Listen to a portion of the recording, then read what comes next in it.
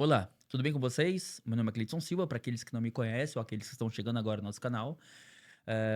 Sou a voz do podcast Brasileiro Gringo. O podcast onde nós conversamos, descobrimos, nos inspiramos, vou usar esse termo aqui porque tem muita história de inspiração, com brasileiros que decidiram, por algum motivo, viver a vida do outro lado do oceano.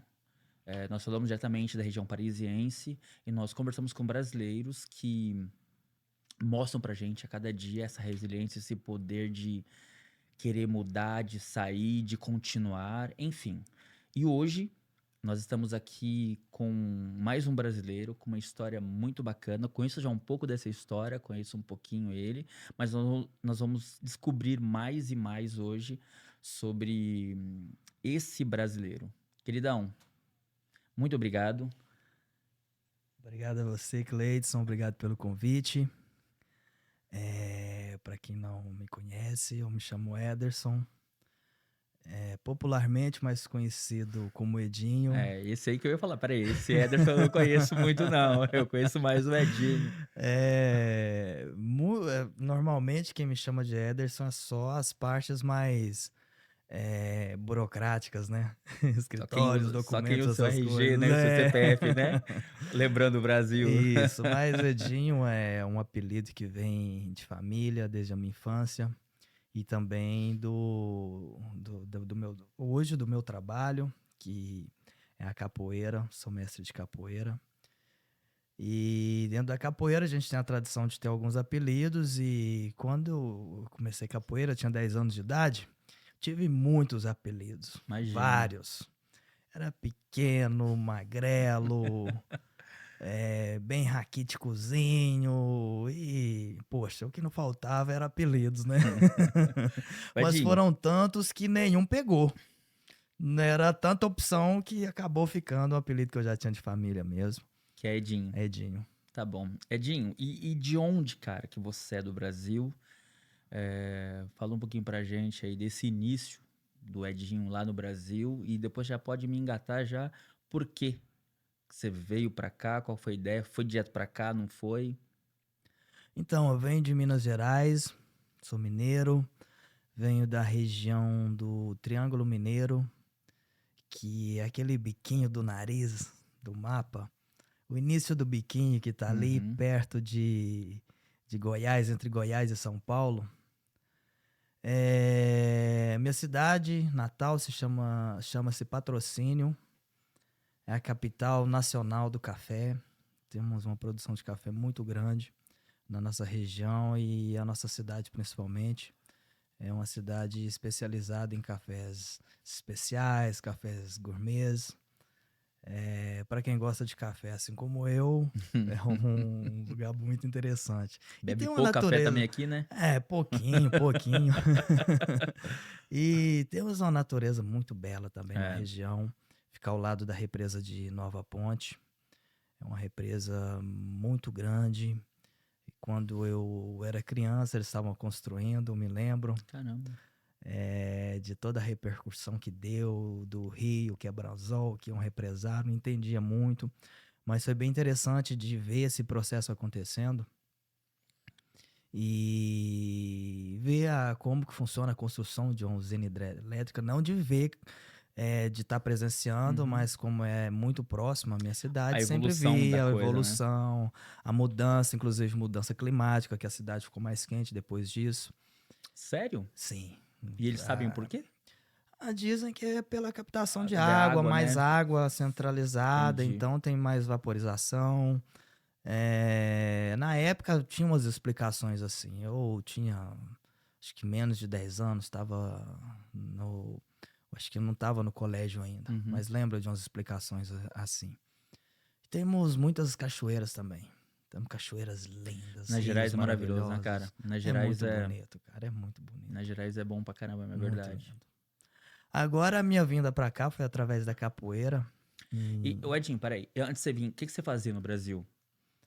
olha, antes de vir pra cá, eu Uhum. já trabalhava com capoeira aproximadamente, só capoeira há uns 5 anos. Há 10 anos eu já dava aulas de capoeira.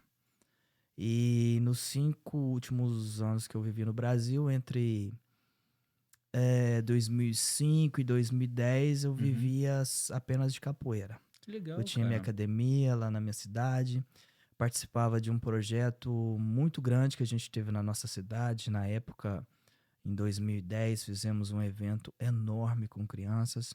Eu e o mestre com quem eu comecei capoeira, o mestre Ney, a gente tinha um projeto com aproximadamente, na época, umas 2.000 crianças. Isso em 2010, Mas só da sua região ali? só da nossa cidade. Caramba. Eu trabalhava em 2 cidades ao lado Uhum, também. uhum. Guimarães e Cruzeiro da Fortaleza. Trabalhava nessas 2 cidades, que eram cidades bem pequenininhas.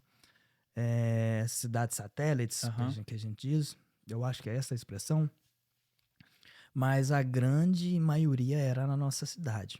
Era um projeto em parceria com a Secretaria de Cultura da cidade, onde todas as escolas públicas da cidade tinham capoeira. E mais, tínhamos trabalhos com o APAI, que é aquela instituição que Sim. trabalha com alunos É. especiais, Uhum. onde eu tive o prazer de trabalhar durante 3, 4 anos com eles também. Foi uma experiência grandiosa para mim. Eu senti uma evolução muito grande como ser humano, Que legal. trabalhando com esse público. Hoje, esse trabalho continua lá com o mestre Ney também. Nas escolas privadas, tinha capoeira para todo lado da cidade e ainda tem. Ainda tem muita capoeira.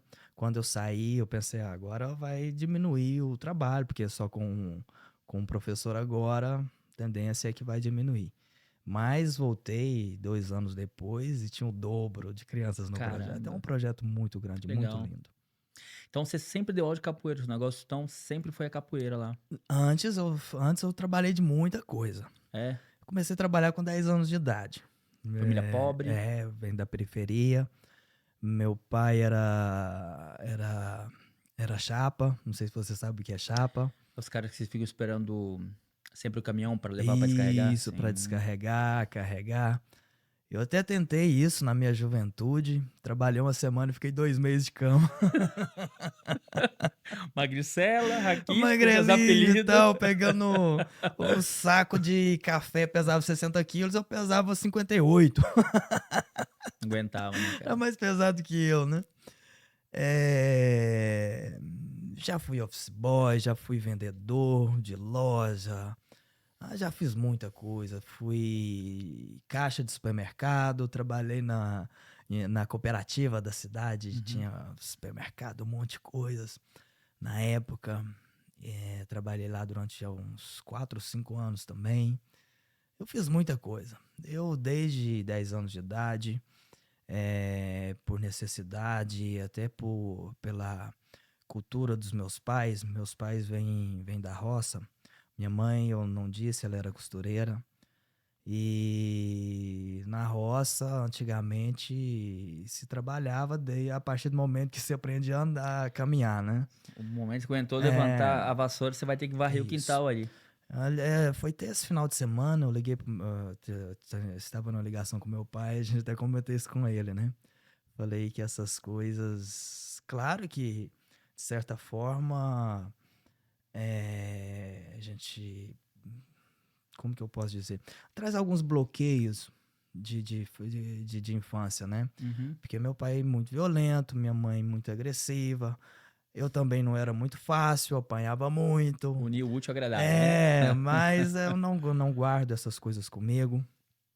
Eu prefiro guardar esse incentivo que meus pais sempre tiveram, que eu A boa sempre admirei educação. muito, de acordar às 6 horas da manhã todos os dias, que eu não gosto nem um pouquinho, mas eu tento fazer, e de trabalhar. Eu tenho muito orgulho de ter visto meus pais trabalhando muito. Minha mãe trabalhou até o último ano de vida dela. Meu pai tá com 76 anos, se eu não me engano. Trabalha ainda, ele aposentou, mas ele não consegue ficar sem Uhum. trabalhar. Então, prefiro trazer essas coisas para mim. Prefiro seguir esse caminho. Deixa eu fazer um parênteses aqui antes de você falar sobre a vinda pra cá. Você começou a falar que várias coisas que você já fez na sua vida, né? Sim. E, cara, é tão engraçado isso. Muitos brasileiros já fizeram muitas coisas na vida deles, até chegar, por exemplo, aqui, ou até se estabilizar em uma profissão qualquer. E às vezes eu fico olhando o europeu, pouquíssimos fizeram muitas coisas. Tipo, às vezes você fala, eu já fiz isso, já fiz isso, já fiz isso. Uma vez o cara falou, mas quantas vidas você já teve? Porque, tipo, fez um ano, fez aquele trabalho, um ano você fez outra coisa, outra fez aqui. Quando você é pequeno, você fazia aquilo. Eu vendi sorvete na rua, sabe? Já vendi. Também vendi sorvete. Entende? Meu pai, na Tive época. apelido de picolé, porque eu vendia Isso, é sorvete. picolé. Aham. Ah, é? Nossa Senhora. E eu, agora você falando, eu tô notando aqui que é verdade. Cara, nós fazemos muitas coisas para tentar sair um pouquinho de onde nós somos, de onde nós viemos. Entende? E eu fico olhando para eles aqui, não, cara, o máximo é 2. E assim, não falo em empregos diferentes. Eu falo, não, mudar totalmente. Poxa, eu vou vender picolé na rua. Ah, não, amanhã eu vou ser caixa de um restaurante, de um mercado. Entende? Sim. E a gente é muito disso, né, o nosso povo, cara. Isso é uma coisa interessante que você falou. Eu comecei a pensar agora que nós fazemos muitas coisas. Até chegar em, sei lá, em alguma coisa. Às vezes a gente até tem 2 trabalhos ao mesmo tempo. Uhum. E eu teve época na minha vida que eu tinha 2 trabalhos e mais estudos. Eu não me lembro qual era um dos trabalhos que eu tinha, mas eu me lembro que nos finais de semana eu era garçom. Então, E ao mesmo tempo eu estudava, então fazia 3 coisas ao mesmo tempo, né? E isso eu tinha 16 anos, é, 15 anos de idade. eu lembro dessas Eu, fases eu aí. acho que eu trabalhava em uma papelaria durante a semana, finais de semana trabalhava de garçom E estudava à e noite. estudava à noite. É, eu tenho uns amigos que eram assim também, cara. Pô, vamos pra tal lugar, não posso, velho. Tem que ser meu horário de trabalho no fim de semana. E aquela coisa doida, né, do nosso povo. E, cara, eu fico olhando pra, assim, pra minha família, no Brasil, pra todo mundo, não muda muito, né? Não, a gente tem um poder de adaptação muito grande, né? Ouvi isso aqui no último podcast. O poder de adaptação do brasileiro, ele é muito aguçado. Volto a repetir também o que eu falei. Muito por culpa da nossa necessidade.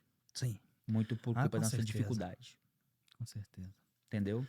Eu não tinha, claro que se eu tivesse a opção de não trabalhar em 2 trabalhos ou fazer o que eu gostava, já Aham. ia ajudar muito.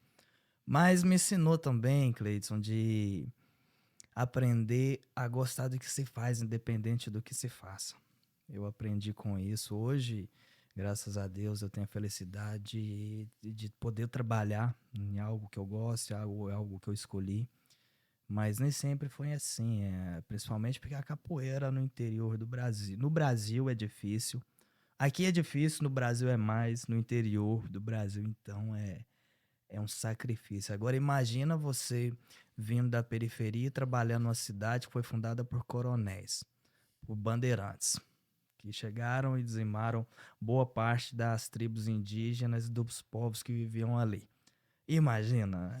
Então, É difícil, né? É complicadaço, né? Nós não sabe pra onde vai. não tem muita escolha. Quando eu falo nós, é por vir também, né? De uma periferia. E, cara, eu acho que você já ouviu muito mais do que eu, sendo dali. Porque, assim, a minha mãe é mineira, né? E depois ela vai para São Paulo quando eu tinha 1 ano, então praticamente eu cresci, né? Praticamente não, eu cresci em São Paulo, mesmo com sangue baiano, meu pai baiano, minha mãe mineira. Mas na família da minha mãe,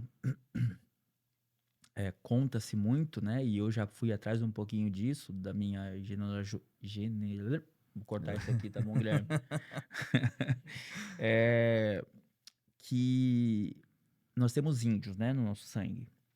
Eu, e acredito muito você, pela Sim. tonalidade de pele e tudo. E antes da minha bisavó, foi laçada no mato. Por um desses também. E aí eu fico imaginando assim, esse dia eu tava conversando com a minha mulher, a gente batendo um papo sobre as dificuldades, né, do relacionamento e tal. E a gente traz até isso lá de trás. Sim. Até isso tá no nosso, sabe, vem no seu DNA, vem carregado ali de trás. O seu sentimento, a culpa, a dor, tá tudo ali. E assim, tem gente que não. Ah, não, mas já passou. Não passou, cara. Não passou. As consequências ficam. Ficam ali, vai estar sempre a raizinha lá no fundo. Você vai lembrar de uma coisa, você sente mal. Mas por que eu nem vivi? nem foi escravizado, mas sente a dor Sim. que é aquela parada, porque é o seu povo, é o seu sangue, tá ali em Sim. você.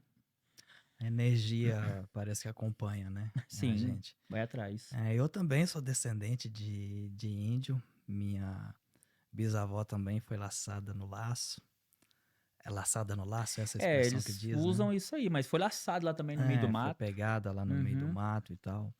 Minha avó ela morreu com 100 anos e morreu com o cabelo todo pretinho, toda forte, Indiona. toda indiona, É, sabe? Meu pai também, ontem eu tava vendo a foto dele, falei, poxa, caramba, ele cara. tem cabelo e preto ainda, eu já tô careca, poxa, cabelo branco. Já perdi um pouco do DNA, né? Também no meu DNA também, eu sou descendente de negros É uma mistura. E e europeus. também de europeus. É. Tem as 3 linhas diretas no meu sangue. Tem aquele exame que a gente faz, o Aham, IMTage, né? isso. Que eu fiz e Sério? eu e a mãe dos meus filhos, a gente fez juntos. Aí o dela dá um pontinho no meio da Europa. O meu dá o mapa inteiro do planeta, Tudo cara. misturado, né, Incrível. cara? Mas com foco muito forte na região sudeste, Uhum. provavelmente minha parte indígena, um foco muito forte no norte da África, É. que eu tô fazendo as pesquisas aí na minha árvore genealógica. Eu acredito que venha do meu avô, que vem o meu sobrenome Aham. Gonçalves também. E uma parte forte também na parte ibérica É, da Espanha e Europa. Portugal ali. Espanha, Portugal, que eu acredito que venha da minha avó, mãe da minha mãe. É. Então, cara, é tão engraçado isso, é a mesma história. Eu ainda não fiz o teste, mas eu pesquisando, indo atrás, conversando com tia, com vó, com mãe e tudo, a gente vai vendo essa coisa, tipo assim, África, né, muito forte, o índio, né, do Brasil muito forte, um pouquinho dessa África, um pouquinho dos brancos também, europeus, também é a mesma coisa, entre Espanha e Portugal, pelo sobrenome de família, e você vai chegando lá, a família do meu avô é Araújo, então eles não sabem se ainda naquela época tinha muitos espanhóis que eram Araújo, e tinha muitos portugueses Araújo também, depois tem o Silva, que cara, é tão doido que foi dado pra negros. Sim, O nome deles não era Silva, não tinha negro que chamava Silva. sim. Foi dado pra negros porque os caras compravam Era e tal. propriedade, né? Exato. Pegava Do, muito o nome dos do senhor, coronéis, dos senhores e o exatamente. escravo para mostrar que era propriedade da Dali, pessoa. você é do Silva, então você é Silva também. E aí a gente vai vendo toda essa história, esse desenrolar que é igual pra nós dois, né? Muito, muito semelhante aí a coisa. Que legal, cara. Então a gente tem a mesma. Lá de trás a linhagem é praticamente a mesma, né? De muitos brasileiros, né? Eu acho Sim, que sim. é assim, a gente talvez tenha a coincidência de ter muito próximo essa ligação com a gente, né? Hum, Porque a maioria dos brasileiros acredita que vem essas misturas, mas vem de anos e gerações, né? A gente tem logo Tá, duas tá ali gerações antes, atrás. tá logo ali Tá ali atrás toda essa atrás. mistura, né? Verdade. Acontecendo. É verdade. Ô, queridão, e aí chegou. Que ano que você sai do Brasil? Então, eu saí do Brasil em 2010.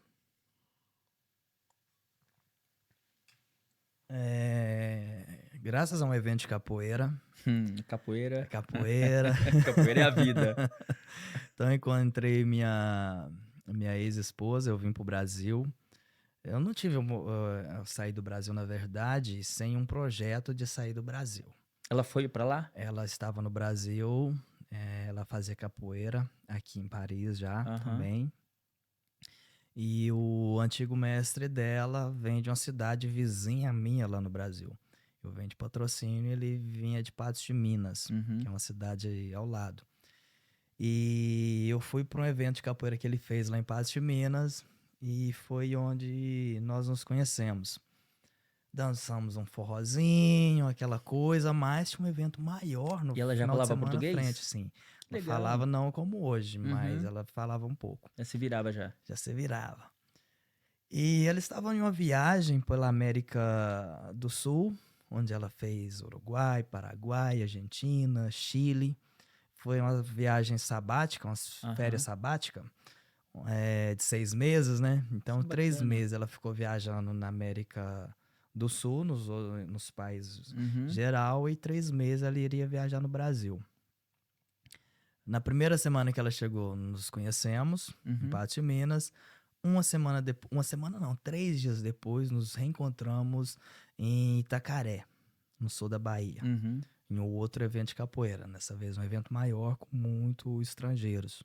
Tinha um mestre de capoeira que fazia um evento muito grande lá, com 500, 600 pessoas. Caramba. E muitas dessas pessoas eram estrangeiros que vinham de toda parte do mundo, né? Todos capoeiristas.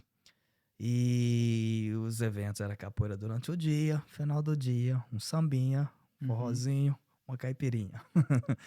Então, logo no primeiro dia, quando cheguei, ela chegou também. E começamos a dançar forró e ficamos o evento todo dançando forró. Começamos um relacionamento ali.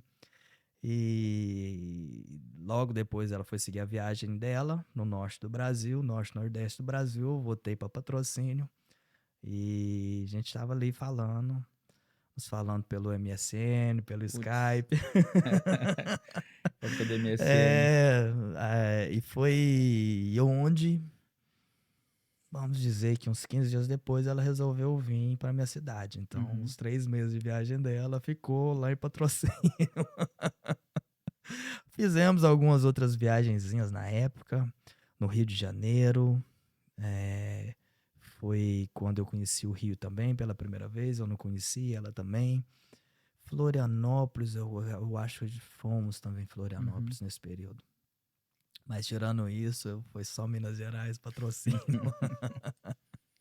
Então, logo depois, concluindo, logo depois ela voltou, no final da viagem dela, ela voltou para a França.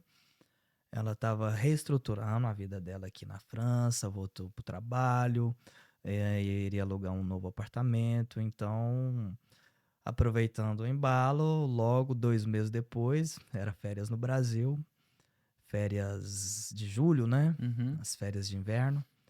É. E que normalmente é 15 dias, mas eu tirei um mês.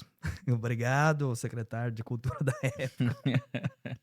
Tirei um mesinho e vim pra cá pela primeira vez. Vim pra conhecer e Você veio só tal. conhecer. Só conhecer. E achei lindo, né? Cheguei aqui no meio do verão. Que lindo, que Imagino. maravilha. Tudo quentinho, muito parecido com o Brasil, né? E nesse período, nos conhecemos. Já nos conhecíamos bem, né?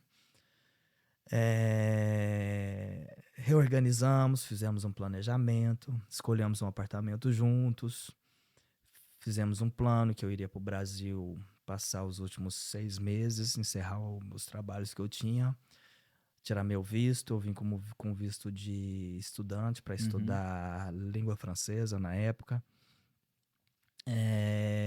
Então, isso em 2010, 2011. Não, 2010. Em 2011, em fevereiro, abril de 2011, eu vim oficialmente com visto, com Pra tudo, vim viver pra aqui. ficar. Vim pra viver. Imagino lá, porque assim, veio, né? Olhou, cara, que legal, gostei. Agora eu vou voltar a me preparar pra ficar aqui na França, né? Foi um passo. Isso foi uma aventura, né? Imagina, Teve esse alguma visto. hesitação durante tipo, putz, será que eu vou mesmo? Será que eu tô fazendo certo? Assim, o tempo todo. É? Minha família, minha mãe na época não estava muito bem com a minha saída. Os primeiros meses eu fazendo documento e ela muito contra. Eu saí, ela estava doente na época. Meu pai tinha acabado de se separar dela, então ela estava com uma depressão muito forte, tinha diabetes e tudo mais, problemas cardíacos. E eu fiquei muito dividido. Poxa, fico com a minha mãe ou vou atrás do que pode ser, talvez, o amor da minha vida, a pessoa com quem eu vou viver o resto da minha vida, né? Então eu fiquei naquele dilema comigo mesmo. Mas eu tava muito para ouvir meu coração. Fiquei muito focado em ouvir o que eu tava sentindo naquele momento. Uhum. E naquele momento, meus sentidos falavam que eu tinha que vir. Foi até o momento que a dúvida acabou, quando minha mãe virou para mim e falou: Meu filho, eu aceito você ir, agora eu quero que você vá. Você tem que seguir seu destino. Vai ser o melhor para você e não se preocupe comigo, que eu vou estar bem por aqui. Legal. Aí foi onde eu decidi de Abriu de vez, vez, né? e fiz meus documentos. Lembrando aqui, foi um pouquinho de nostalgia, foi uma fase gostosa ao mesmo tempo, Imagino. sabe? De estrear uma coisa nova, uma experiência nova.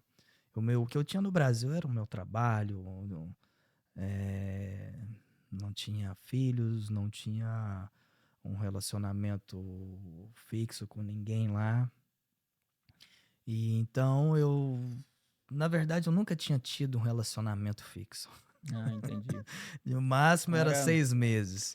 era... Foi aí que minha mãe ficou preocupada. Por isso que ela não gostou da minha ex-esposa desde o início. Já Que tirou ele toda daqui. namorada que eu levava em Nunca casa, minha mãe, isso aí não vou nem me vai preocupar, durar, né? Não não. vai durar nada, né? Aí já chega uma francesa e Aí leva quando embora. chegou, ela viu os olhinhos do filho dela brilhando, ela, ixi, Já foi, conhece, levou. né? É igual aquela história, né, que o rapaz chega, né, com 3 moças, vira pra mãe dele e fala, né, mãe, uma daquelas 3 ali é minha namorada, quem você acha que é? Ela já olha e responde, é da esquerda. Ah, mas por que é da esquerda? Como que você sabe? Porque foi a que eu não gostei. Caramba! Então é mais ou menos assim, né, foi com a Stephanie. Que doido. Mas foi esse meu projeto de vir. Não tinha projeto de viver fora do Brasil. Nunca pensou. Não, nunca tinha passado pela minha cabeça. Tinha muitos amigos que moravam no exterior. Às vezes até falava, né? Talvez um dia, mas nada Programada, vou programado. fazer. Mas quando rolou, De rolou. repente, de um dia pro outro, Foi. tudo aconteceu. Entendi. Bom, Edinho, agora chega aqui, porque você veio visitar, é diferente de chegar aqui e ser seu novo lar, sua casa, seu país, entre aspas, né? Até então, acredito eu.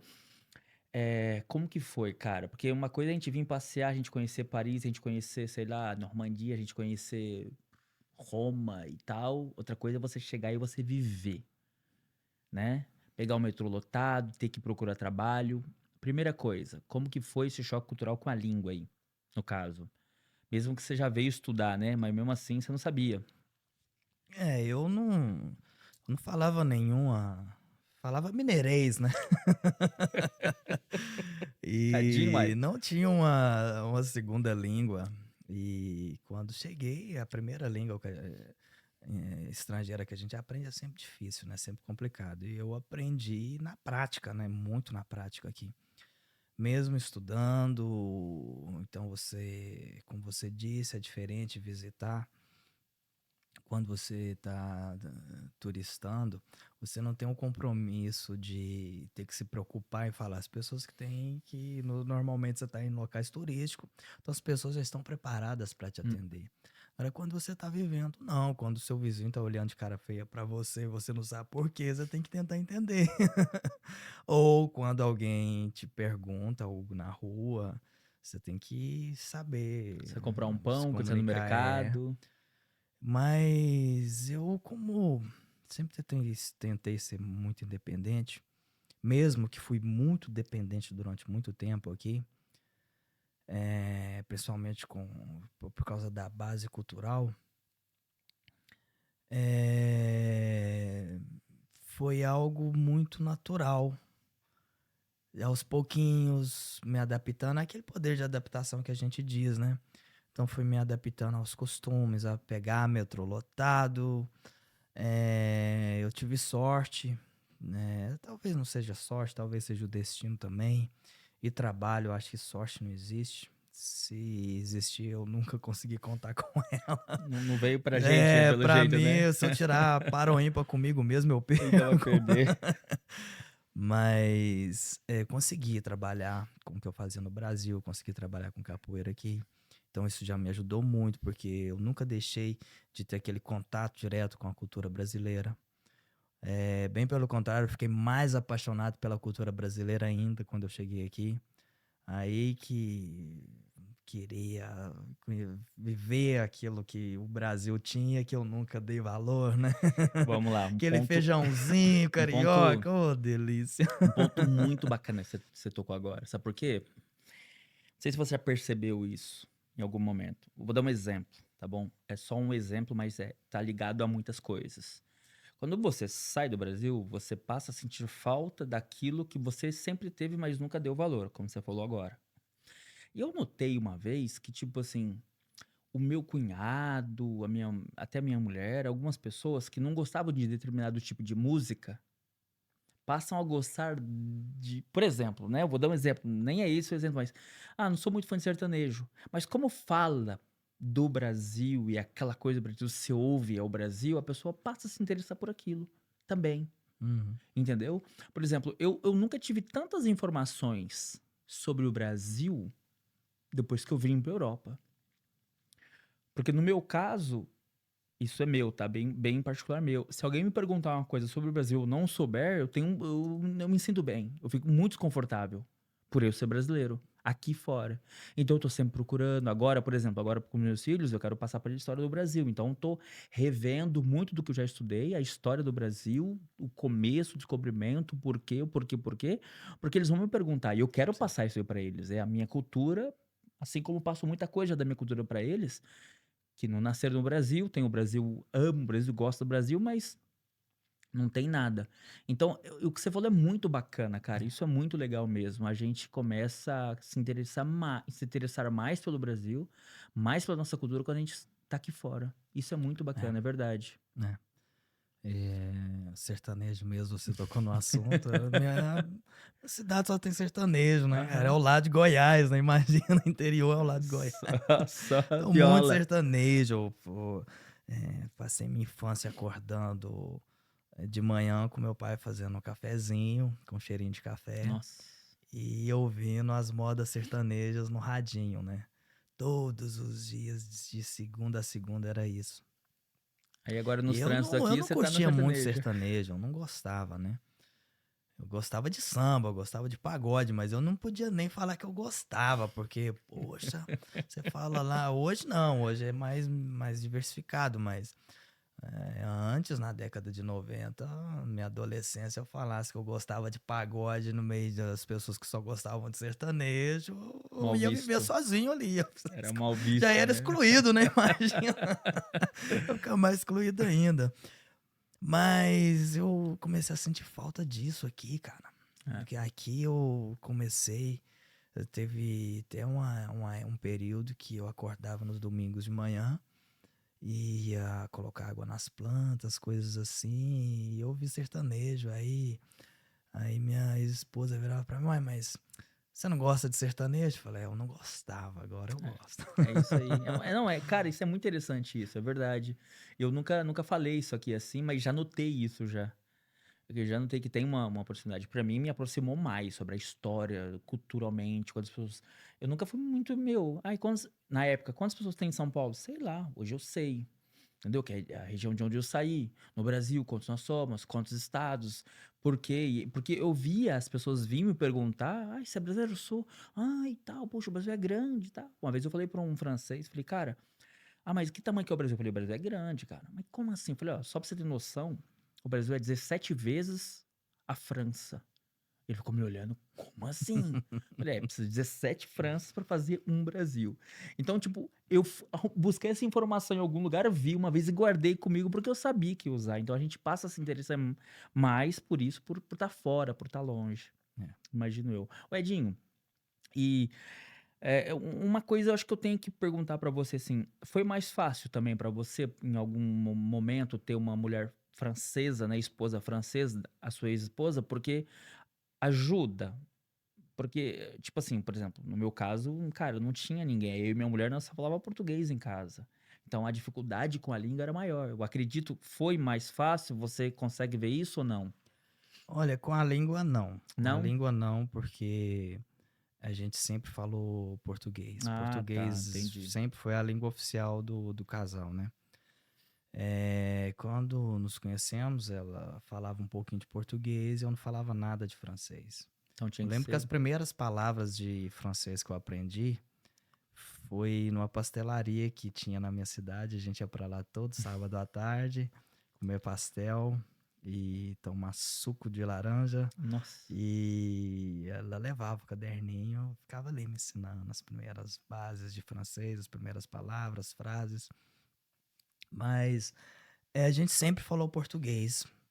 Agora ela foi o que me ajudou muito foi com a base cultural, né, francesa, porque mesmo que a gente tinha diferenças muito grandes, de uma forma ou outra, principalmente no meu trabalho, me ajudou muito, porque ela sabia os caminhos que eu precisava percorrer para conseguir chegar onde eu queria chegar. Uhum.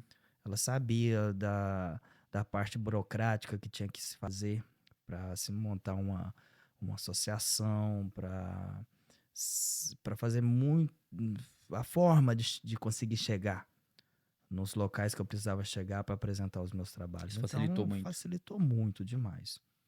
Eu posso dizer que lá no início tinha esse equilíbrio onde ela conseguia me auxiliar e eu conseguia aproveitar desse auxílio também Uhum. para poder fazer as coisas que eu precisava fazer aqui. Entendi. Mas a língua, hoje ela fala uai, sou né? Que legal, que bacana, cara. Agora vamos lá, vamos entrar um pouquinho aqui. Você chegou aí, então e já foi direto trabalhar com a sua capoeira? 3 meses depois eu já estava dando aula. Mas Cheguei em abril, isso sem falar praticamente nada de francês, né? Chego em abril, já tinha uma base de projetos. Eu trabalhava, a minha especialidade no Brasil era trabalhar dentro da educação. certo. Então aqui eu pensei, vou fazer a mesma coisa. Eu vi que tinha mercado para isso. Capoeira sempre teve muita. Os primeiros capoeiristas chegaram aqui na década de 50, 60. Caramba, sério? Sim, inclusive alguns mestres que tiveram as primeiras passagens aqui são amigos meus, já me contaram como que tudo aconteceu. Que legal. Lógico que não tem nada que possa dizer que realmente foi isso, mas são as evidências e as histórias que a gente tem, né? Uhum. Tudo oralidade, mas eu acredito que tenha sido mais Sim. ou menos isso. Então, quando eu cheguei aqui já tinha muita capoeira para todo que é lado mas não tinha um trabalho específico para se trabalhar com crianças e dentro da educação. Tinham algumas pessoas que trabalhavam dentro de escolas, mas era mais uma animação que um projeto adaptado como uma ferramenta educativa, utilizando a capoeira. Quando você fala trabalhar, assim, é diretamente com o estado, diretamente nas prefeituras, você faz parte do quadro da escola, é isso?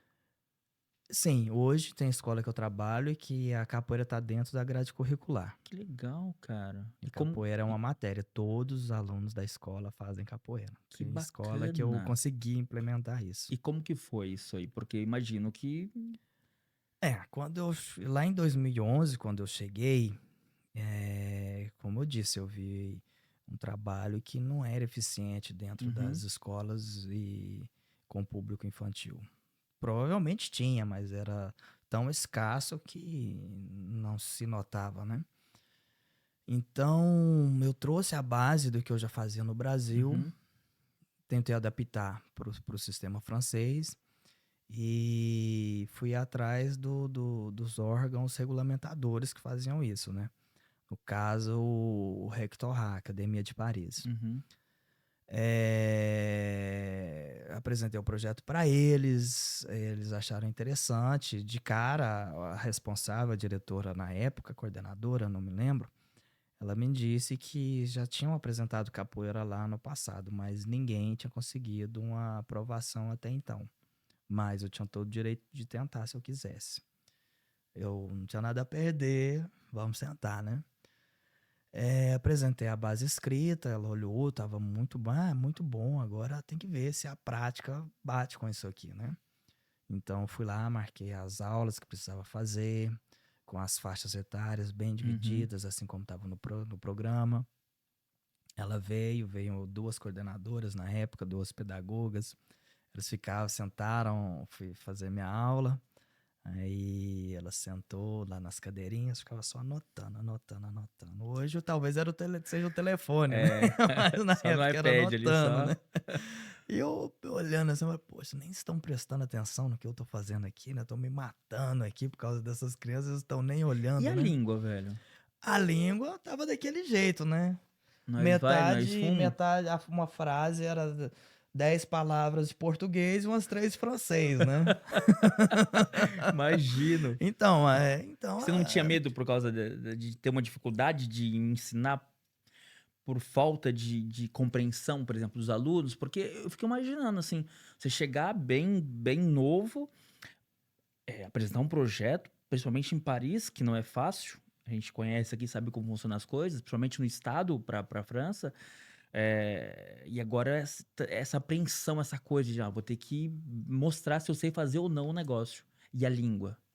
então, o bom é que a capoeira, por ser o que eu costumo dizer, um elemento vivo, ela traz muitas características com bases musicais, dança, luta, acrobacias. Bem Então, isso completa, né? trabalha muito completo. Então, isso trabalha muito a base expressiva Entendi. e o lado cognitivo tanto do praticante com quem está passando a Uhum. atividade ali, né? Então, se usava muita expressão, os gestos, trabalhando Gesto, né? O corpo, né?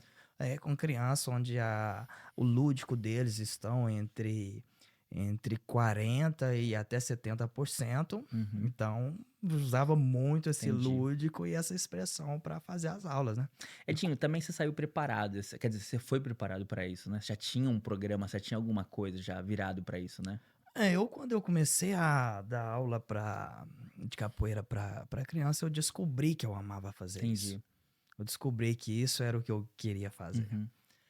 Então, por esse lado, me ajudou muito, porque eu estava ali fazendo algo que eu gostava de A fazer. vontade. Eu meio que interpretava, até hoje, eu costumo dizer isso, que eu interpreto um personagem e posso estar 1 milhão de coisas acontecendo comigo. A partir do momento que eu entro dentro de uma classe, que eu entro dentro da minha aula, Virou a chave. vira a chave. É outra pessoa que está ali. Não trago os meus problemas psíquicos ou físicos para dentro Uhum. das minhas classes, né? Então, no processo lá, elas olharam, ficaram tipo uns 20 minutos em cada aula e saíram, né? Só me deram um papelzinho com um horário e um dia para um outro rendezvous, para uma outra reunião, para me dar a resposta, né? Aí elas já saíram, tipo, no meio da segunda aula. Eu falei, Já cara, era. ainda tinha mais uma aula, era 3, elas saiu no meio da segunda. Eu falei, tá tão ruim que eu nem vou esperar a terceira, né? E já fui embora desanimado, né? Era tipo uma semana depois, tinha uma reunião lá e tal. Eu falei, vou, né? Vou assim mesmo, né? Aí cheguei lá pra essa reunião, aí essa coordenadora, a mesma da primeira vez, veio e falou, olha, eu tenho 2 notícias pra te dar, uma boa e uma ruim. Eu falei, uai, né? Então já me dá a boa e logo de uma vez para aliviar as feridas, né? Falei, então, olha, na boa, que parabéns, você é o primeiro professor de capoeira a ter autorização da Sério, Academia cara. de Paris para trabalhar dentro das O primeiro? grades. O primeiro. Até então não tinha. Tinha uma associação, pelo que ela me explicou, tinha uma associação que fazia várias atividades. Uhum. E dentro das E dentro atividades da tinha Mas não capoeira, era só de capoeira mas igual só você. capoeira não tinha. Que legal, Tinha uma cara. associação, mas não tinha um professor especializado, Uhum. autorizado ainda. Então, ela falou, parabéns, você é o primeiro professor a ter essa autorização para trabalhar dentro das grades das escolas públicas de Paris, não sei o que. Eu, né? Comemorei, né? E eu, mas peraí, e a notícia ruim? Ó, a notícia ruim é que o seu francês é muito ruim, cara. Você tem que estudar mais. Isso que eu Mas a tava notícia boa falando. foi tão boa que a segunda. Ah, não, a Mas eu segunda. também não desisti. Eu fazia 3, 4 meses que eu tava Uhum. aqui, eu estava estudando francês e o que mais me ajudou não foi os estudos, foi a prática, foi estar ali no dia a dia com as É. crianças dando aula. E criança é bom porque eles também estão aprendendo a gramática, o vocabulário, então eles acabam te ajudando. Melhor professor que tem a criança, né, É cara? bom demais, cara, é muito bom. Então, ao mesmo tempo, aí eu já fui logo depois fui na livraria, já comprei aquele monte de livro, que eu sempre gostei de ler muito. Comprei muitos livros sobre pedagogia, psicopedagogia, tudo que tinha a ver com educação, tanto francesa quanto do mundo, eu comprei. Tem livro que eu acho que eu nem li até hoje, tanta coisa que eu comprei na época. Deixa eu só entender uma coisa. Então, você Hum. liga a pedagogia, você pega a educação de uma criança, tudo que tá voltado e introduz isso através da capoeira. Isso mesmo. Não é o sistema que Você vai se adaptar à capoeira. A a capoeira é capoeira, costumo dizer que a capoeira é como a água que eu coloco no copo aqui. ela é a Ela vai fonte. pegar o formato que Ela é eu a quero. fonte. Ela é uma fonte pra É, te dar outras coisas, isso. assim. E ela vai entrar no formato que eu vou colocar ela dentro. Ela é leve, ela é gostosa e a partir dela você pode dar Cara, que legal, cara. Que Isso, bacana. e eu sempre, mesmo que de uma forma autodidata, eu sempre gostei muito de estudar pedagogia, de entender a base da pedagogia, que é fazer a outra pessoa, o máximo de técnicas e métodos possíveis para fazer a outra pessoa entender a sua ideia. Tem profissionais que às vezes são excelentes profissionais, mas não conseguem passar os Hum, conhecimentos para Muitos. frente. Então, por isso que eu acho lindo na Legal. pedagogia, você Bacana. conseguir transmitir o que você precisa, o que você quer, né? E me fala uma coisa assim, e como que porque assim, começou, e como que a molecada via você, olhava pra você nesse início lá? Hoje você deve, né, você fala fluente e tal, você tem sei lá, acho que houve uma evolução enorme, mas no começo, vamos voltar, como que era a molecada? Respeitava? Falou, professor, você não sabe falar nada não, meu, como que é isso? Olha, me lembro de um aluno que eu tive lá no início. Esses dias eu encontrei ela, agora tá um rapaz enorme, né? Ele se chamava Louis, ele estudava em escola católica aqui no 9M. Aham, E foi a primeira escola que eu trabalhei. Trabalho até hoje, faz 12 anos, que né? legal, cara. E eu me lembro que esse garoto, ele era muito sapeca. E ele sempre falava umas coisas assim que ele sabia que eu não ia entender. Sarrista, filha da mãe. Aí ele sempre falava assim, cutucava o amiguinho dele, os dois começavam a rir. Eu ficava, tenho certeza que esse menino tá fazendo piada comigo, mas como que eu vou Eu reagir, né? sei. E aí, com o tempo, cara, você vai estudando mais, vai melhorando seu vocabulário. Usei muito essa questão dos livros, porque aí eu fui aprender mais sobre a Uhum. pedagogia daqui ao mesmo tempo. Tava lendo em francês. E fui melhorando pouquinho a pouquinho, né, cara? Aí um dia eu entendi as piadas dele. Aí a hora que ele fez a piadinha assim, eu olhei pra ele. Luiz, eu entendi, viu? Aí ele olhou pra mim, olhou pro colega dele. Caramba, agora ele entende?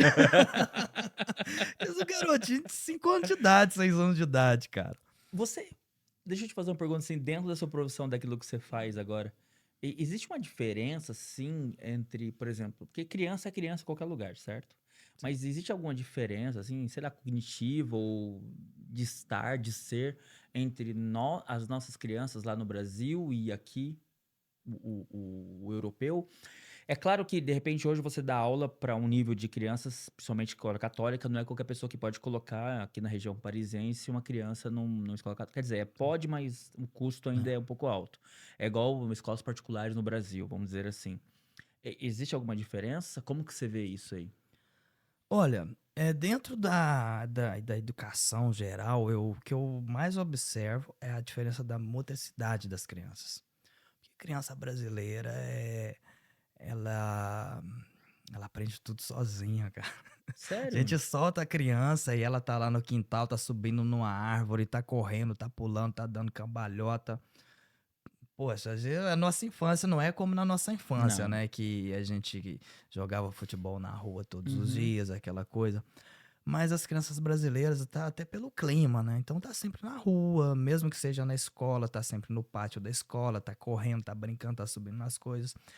E aqui já não, até por ser uma cidade grande Uhum. também, não tem tanto espaço. Tem os Entendi. parques, mas no inverno, vamos dizer que é 6 meses de utilização, 6 meses de inverno já dificulta muito.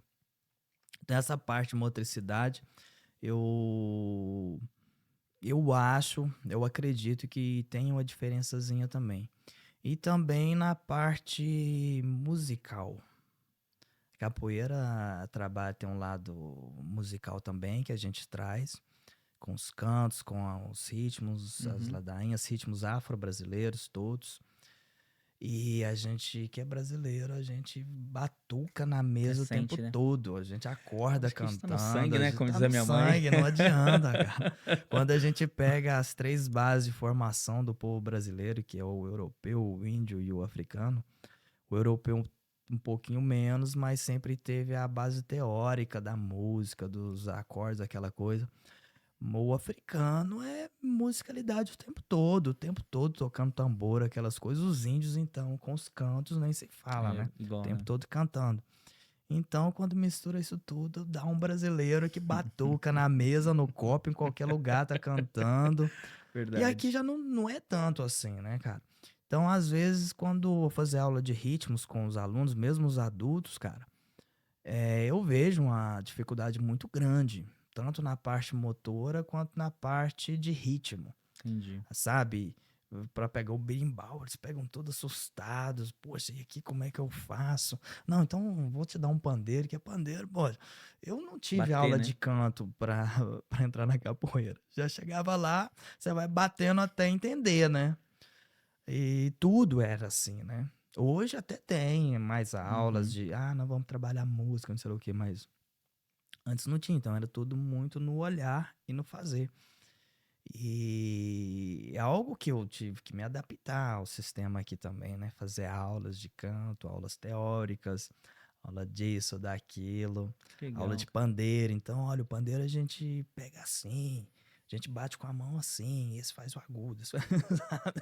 Tudo bem didático, que é interessante também. Claro, É legal.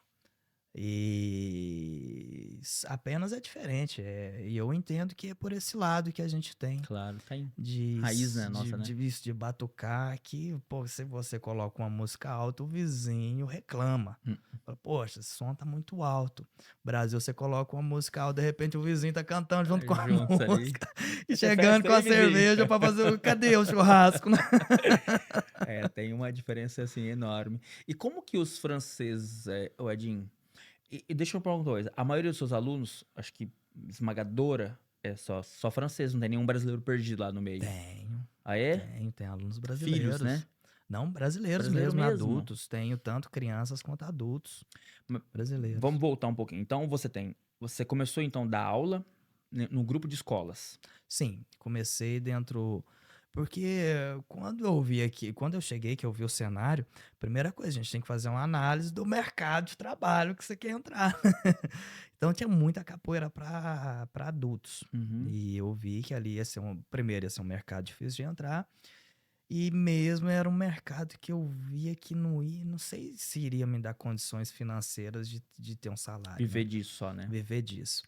Como eu já tinha visto, a maioria das pessoas na época aqui que não viviam só de capoeira. Uhum. E no Brasil eu já vivia de capoeira dando aula para criança. Falei, poxa, vou tentar fazer a mesma coisa. Então, quando eu vi que tinha a possibilidade, eu tentei fazer, só que tentei fazer de uma forma bem organizada, já trazendo as mesmas didáticas que eu já fazia no Brasil, ainda dei mais uma recalchutada nelas, porque aqui a base teórica tem que ser maior, tem que ser mais forte. E que no final foi, aos pouquinhos, foi dando certo. Quantas escolas você chegou a dar aula? Não, Já não, não. cheguei a dar aula ao mesmo tempo em umas 15, 16 escolas. Caramba, cara. E o público E você sempre sozinho? sempre sozinho. Hoje eu tenho uma equipe de professores que eu formei, que são meus alunos. Tem instrutores, tem graduados que já dão aula de capoeira também. Mas boa parte do tempo sempre foi sozinho. 15 escolas, putz, uma hora por dia em cada escola é uma boa É. puxada no começo, né? Teve um ano que eu tava dando 42 aulas por semana. Caramba. 42 aulas, e a maioria das escolas, porque isso é o que aconteceu no início também, que eu fui trabalhar nas escolas públicas aqui, que eu tinha minha certificação, Uhum. mas trabalhei uns 2 anos apenas nas públicas. ao mesmo tempo eu tentei entrar nas privadas. E foi onde eu entrei na primeira escola privada, que foi essa escola católica, no 9M. E dali virou referência para as outras. Claro, Aí imagino. fui trabalhar em escola onde já estudou Sartre, Brigitte Bardot, Uhum.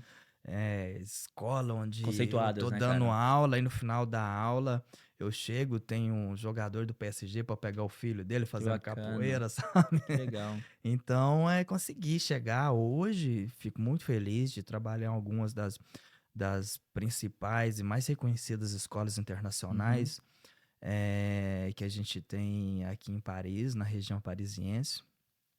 E, por outro lado, também eu gosto desse público porque, por ser escolas internacionais, também tem um público muito diversificado. Isso agora, 2 meses atrás, eu estava numa turma do CISM, ou colégio no Brasil, né? Eu Uhum. não sei o que que seria, Colégio. oitava série, eu acho. Sim, Eu por acho aí. que oitava Uhum. série. Não sei se é oitava série no Brasil ainda, porque tudo vai É, mudando. vai mudando. Mas a gente falando sobre. Porque uma das bases do meu projeto também é a historicidade, contar a história Uhum. da capoeira, da criação, da formação do povo brasileiro, Por da que que chegou no influência que Brasil? tanto o europeu quanto o Quanto... africano, quanto o índio teve, né? Uhum. Nessa formação toda. E essas escolas, por serem internacionais, têm um público estrangeiro muito grande. E a gente começou a contar, né, as origens. Tinha mais de 10 origens diferentes na mesma classe de aula. A língua principal na escola era o inglês, o francês a segunda língua. E também eu tinha a oportunidade, que é outra base do meu projeto, ensinar um pouquinho da língua portuguesa brasileira Que legal, dentro, cara. dentro das classes. Você tá falando isso aí? Acabei de lembrar de uma coisa agora. Há 2 semanas ou 3, antes das férias, aqui na minha casa, na verdade, a gente tá próximo aqui de um dos braços do La Marne, que é o rio, né? Que Hum, passa aqui no 94. E, cara, ia ter um espetáculo lá no Rio, eles fabricam alguns barquinhos, alguma coisa ali, os pais fabricam com os filhos, então tem um bracinho do Rio, na verdade. E aí as pessoas têm uma festa ali. Cara, e eu tô um dia lá fui pro Rio, né, pra esse lugar, com a minha mulher e os dois pequenos, e a gente desceu. Eu tô ouvindo batuque longe, assim. Bum, bum, bum, bum, bum, bum, bum, bum, bum, bum, bum, bum, bum. Falei, gente, eu conheci esse barulho. Porque assim, você sabe mais do que eu. O barulho de um ritmo africano é diferente do nosso ritmo. a base musical principal que a gente tem no Brasil é africana, né? Não, mas quando, por exemplo, um africano toca um tambor aqui, você percebe que é um brasileiro que tá Sim, tocando. é diferente quando é uma base africana e uma Aham. base afro-brasileira. A gente Afro-brasileira. entende Exato. a diferença, A sente. gente sente essa diferença. Eu tô ouvindo, eu falei pra minha mulher, falei, Tata, isso aí, cara, isso aí tá parecendo capoeira. Sabe, o ritmo, assim. E eles foram se aproximando. Quando vi, uma mulher puxava os cantos e os franceses continuavam em português, cara. Sim. Aí era também uma professora de capoeira e dança, aeróbica e de ritmos e várias coisas que ela era, com um grupo de franceses que aprenderam a cantar só aquela coisa ali, não sai muito daquilo. E você falando agora, acabei de me lembrar disso aí, cara. É verdade mesmo, olha, bem, bem assim mesmo. E eles assimilam bem essa coisa de você, porque você tá falando, né, de ensinar eles a cultura e até a língua da gente também, assimila-se bem. Sim, a criança, principalmente, isso em todas as fases. Eu tenho Uhum. aluno adulto da minha idade que conhece mais músicas de capoeira que eu conheço. Caramba. Ele canta ladainhas antigas. As ladainhas é um tipo de música que a gente tem na capoeira, que conta uma Uhum. parte histórica. Às vezes ele canta que eu olho assim, eu falo, caramba. Onde os caras arrumam E isso? ele não fala uma frase em Em português.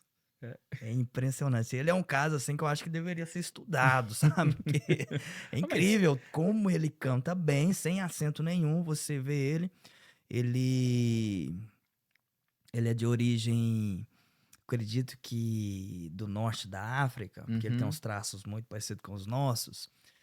E quando você vê ele cantando, você acha que é um brasileiro, Que porque ele legal, não tem cara. acento nenhum, nenhum, e canta muito bem. Mas não fala um. Aí, às vezes eu esqueço, né? Vai Começa a falar em desenrolar. português com ele. Mestre, Opa, eu não falo português. Eu falo, desculpa, cara, é verdade. Agora, as crianças é diferente porque, como as matrizes do raciocínio delas estão em formação, então elas têm uma facilidade maior de aprender as línguas, né? Então, facilita, de certa forma. E eu tenho uma base no meu trabalho onde eu tenho umas musiquinhas, umas pequenas canções, onde eu faço uma mistura de francês, depois faço uma Ah, mistura de português, aí as crianças começam a assimilar uma coisa com a outra, aí elas começam a entender. Fazer, tipo, eu começo a trabalhar dentro das escolas, trabalho com criança a partir de 2 anos. Esse ano eu trabalhei com criança de 1 ano e meio. 2 anos? Caramba, Criança com fralda fazendo capoeira. caramba. E agora, dentro da associação, da minha associação, eu trabalho com criança a partir de 4 anos. Tá, então vamos fazer uma pausa aqui. Hum. Você não se contentou em só dar aula e vou criar também uma associação para trabalhar, é isso? Sim, sim, isso em 2012. Eu precisava de uma base jurídica para poder Ah, trabalhar, né? entendi. Tinha que ter uma É associação, não isso, era então só um é uma professor do associação. nada. Não, aí pegou eu, minha ex-esposa, mais umas 3, 4 pessoas, montamos a associação. Ela fez toda a parte de documentos, toda a parte burocrática. Eu fiz mais a parte artística Uhum. do que se precisava fazer. Eu meio que ficava com as ideias, vamos fazer isso aqui, que isso aqui vai funcionar, isso aqui talvez sim, isso aqui talvez não. Pegava a base de conhecimento que eu já tinha. E foi funcionando. A E foi. associação me contratou durante alguns anos. Uhum. Depois virei pessoa jurídica também, virei autoempreendedor para poder fazer faturas, essas coisas, essa Uhum. parte burocrática toda, né? Mas no início a associação foi importante. E é Entendi. até hoje, né? Então você trabalhou sempre em paralelo à associação, que devia dar aula para adultos, e também as suas aulas da escola. Sim, Ah, sempre, entendi. sempre tudo. Que legal. Eu era o representante da associação, estava por trás de tudo, mas a associação que apresentava todos Entendi. os projetos. Uhum. Mesmo que Você os ia em nome projetos da eram associação, meus, né? mas tudo em nome da associação. Que legal, cara. Que bacana. Muito, muito bom. E hoje a associação, você tem quantos alunos lá? O ano passado a gente fechou com mais de 100 alunos. Caramba, E bastante. a E gente não tem mais porque não tem mais você não tem horários. mais horários, né? E vocês são quase todos, os professores, quase todos brasileiros? Brasileiros, tem eu e mais um professor que ele não faz parte eu costumo dizer, não faz parte da minha escola, mas faz parte da minha família. Entendi. É um amigo brasileiro que ele faz parte de outra escola de capoeira, mas está com a gente. Sempre que preciso, faz aulas para mim também. Agora eu tenho outros professores que estão na minha associação. Tem um madagascarense, não sei se é essa a expressão certa. Uhum. Tem esse rapaz que eu falei que canta muito bem, que é francês. Tem um outro professor que é francês, mas é mais brasileiro do que muito brasileiro. Tenho mais 2 instrutores, 3 instrutores franceses. Tenho uma equatoriana, Que que é uma legal, cara. menina muito talentosa. A Espiral, ela tem uma facilidade enorme com o corpo, mesmo que muito jovem, tanto de capoeira quanto de idade, mas é muito talentosa. E eu acho legal que é uma pessoa, que é uma latina que chegou aqui, Uhum. que faz capoeira e em muitos lugares que ela chega as pessoas acham que ela é brasileira. É, mas eu imagino, né? Fala bem a língua, assimila bem a cultura e é interessante também, né? Não, eu imagino. Putz, é muito, muito bacana. E assim, a gente vê essa mistura, né, cara, que tem aqui de raça, né, de etnia, de tudo. E tudo em volta da capoeira. Tudo em volta da capoeira. Que legal, né? Capoeira, Ligação. ela me deu minha família, a capoeira me deu meu trabalho, me deu 90% dos amigos que eu tenho hoje. E costumo dizer, né, que todo ponto negativo a gente tira coisas positivas, né? Tem um Claro. mestre de capoeira que ele cantava, que ele canta o seguinte: Se não fosse a escravidão, não existia a capoeira. Foi através de uma manifestação dos escravos contra os senhores que nasceu essa prática, nessa cultura que está espalhada no mundo todo. E hoje é o maior divulgador da língua portuguesa brasileira no No mundo. mundo. Ah, é? No mundo Capoeira? aqui, como a gente estava dizendo, meus alunos, eles cantam em português. Minhas crianças de 4 anos de idade, eu até tem alguns. A gente às vezes utiliza alguns bordões para atrair a atenção das crianças. E claro que o meu bordão é o uai, né? Aí as crianças, os filhos de Que é isso? brasileiros, aí eles chegam, né? Aí os pais chega depois, né, na minha aula. Aham. Você é mineiro, né? Sou. Claro, a Né? criança Minha criança chegou chegou aqui lá em casa falando falando ai. uai. Que Mas bacana, Edinho. é de propósito que eu faço Uhum, isso, né? uhum. Porque a língua portuguesa brasileira, além de eu ser apaixonado pela língua portuguesa, eu acho mais bonito ainda a língua informal, que é aquela regional de cada região que a É, gente tem, as misturas disso, daquilo, que também tem a ver com a nossa história, né? Tem a ver com a mistura. Em Minas Gerais, a gente fala as coisas muito misturados, porque tem uma base africana por trás disso. Os africanos falavam em código entre eles para que os senhores não entendessem. beleza. Então, daí vem todas essas misturas. É a mesma coisa que acontece com os baianos, o carioca, com o paulista. Então, essas palavrinhas que Uhum. a gente às vezes acredita que só nasceu, tem uma Não, o explicação por trás tudo daquilo. E tem, eu acho isso muito rico, muito bonito. Também de claro. vez em quando falo ali oxe, lá os meninos as crianças gostam muito. Você Faz falou, parte. você falou hoje, eu fico olhando assim, os meus filhos nasceram aqui também. E esse dia meu filho falou assim, oxe pai, eu olhei pra ele, sabe, não é tão normal assim, mesmo que foi alfabetizado, né, eles falam as duas línguas fluentemente, mas ainda sou estranha. A minha filha, por exemplo, assim, ai meu Deus do céu, cara, isso é muito nosso, entendeu? Aí eu fico olhando, pra mim é diferente, né, porque eu tô aqui, eles não tiveram essas coisas, não ouviram dos meus pais, mas eles já me ouviram falando. Eu falo isso, né, automaticamente, e eles pegam, e eu acho interessante. Agora, eu imagino, então, com os franceses, sem ter nenhum contato, É, né? Ele acabar falando isso. Acho é. muito bacana essa coisa. Eu, às vezes, meu filho maior, de 10 anos, ele gosta de ficar ali em frente da TV jogando, né? Online com outras pessoas, Uhum. né? Aí, às vezes, ele tá ali, né? Concentrado, jogando FIFA, não sei mais o quê. Aí ele tá assim, falando em francês com uma pessoa e, de repente, ele... Nu! Credo! Olha Solta assim, a eu falo raiz do assim, "Ô, pai dele. caramba, gente, olha que lindo, ô, maravilha." Que bacana. E eles falam fluente as duas línguas? Fala, eles estão na escola, os dois estudam na escola internacional, então Uhum. o meu filho maior, ele fala fluente o português, o francês e o Que inglês. legal. O menor, ele fala o francês, um pouquinho de inglês. Uhum. Agora eles estão de férias com a mãe num camp Uhum. no sudoeste da França. E tem muita criança estrangeira também, né? Então, ela Aí, me ó, falou solta. que o menor estava falando inglês com os amiguinhos. Uhum. Uhum. O português é a mesma coisa, aqui ele evita falar, mas quando estive no Brasil há 5 meses atrás com eles, ele estava falando português com todo Tranquilão. mundo. É, não, essa coisa é incrível com as crianças, né, cara? A gente sempre fala aqui que é incrível a facilidade que eles têm, principalmente os dois falando português, como é o seu caso também, né? Como é aqui em casa. É sempre muito bacana.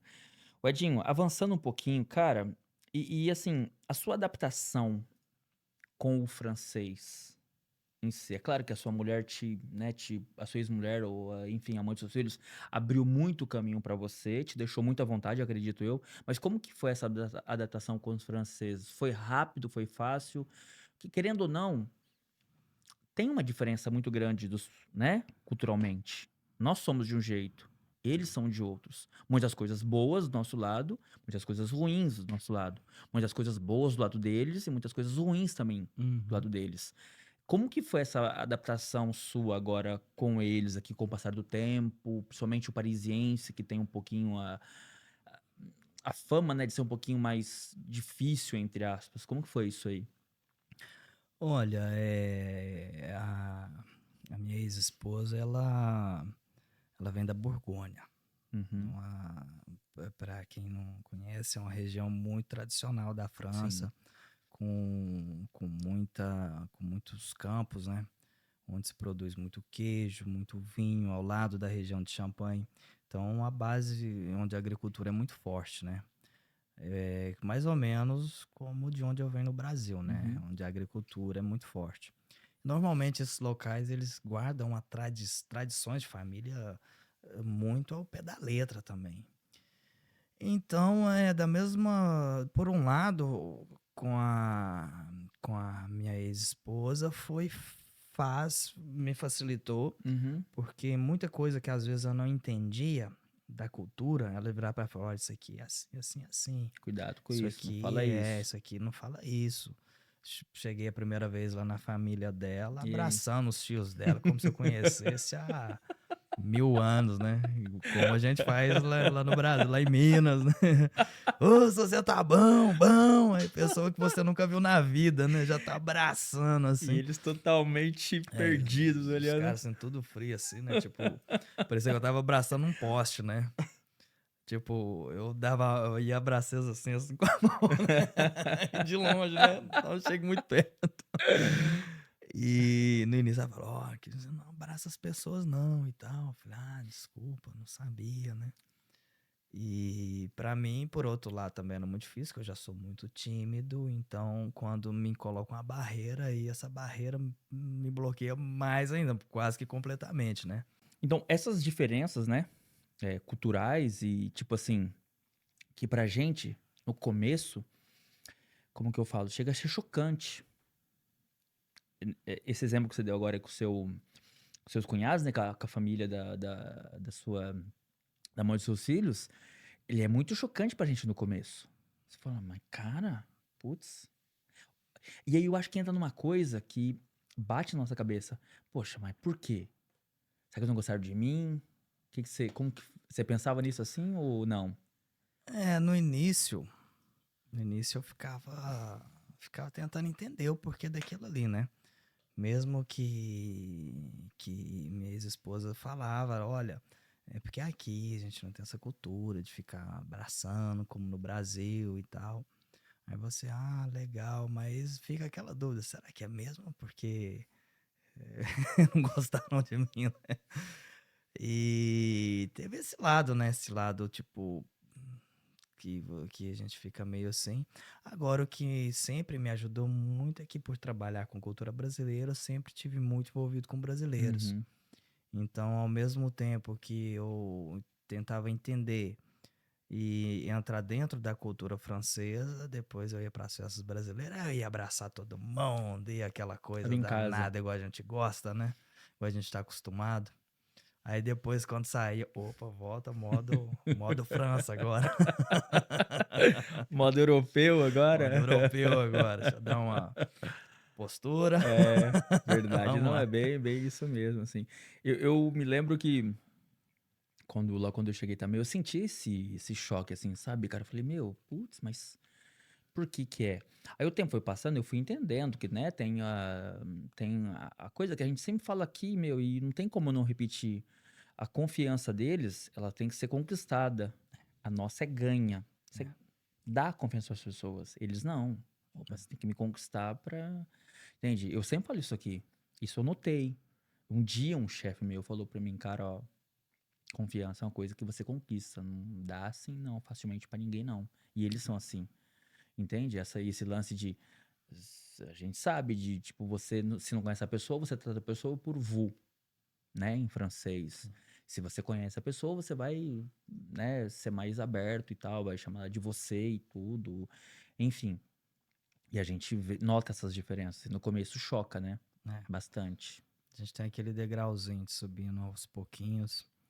A gente, brasileiro, poderia se dizer que primeiro a gente tem que, quando a gente conhece alguém, tem que provar por que essa pessoa não pode ser meu amigo. Que é o Aqui é o contrário. inverso, né? Aqui é o Muito inverso. bom isso. Repete isso aí, cara. Brasil, Eu falei agora, não tinha Ah, pensado é? nisso, não. É Mas isso é filosofia. muito legal, cara. Filosofando. Isso é verdade. Mas a gente tem que provar por que essa pessoa não pode ser meu amigo. E aqui é mais o inverso, né?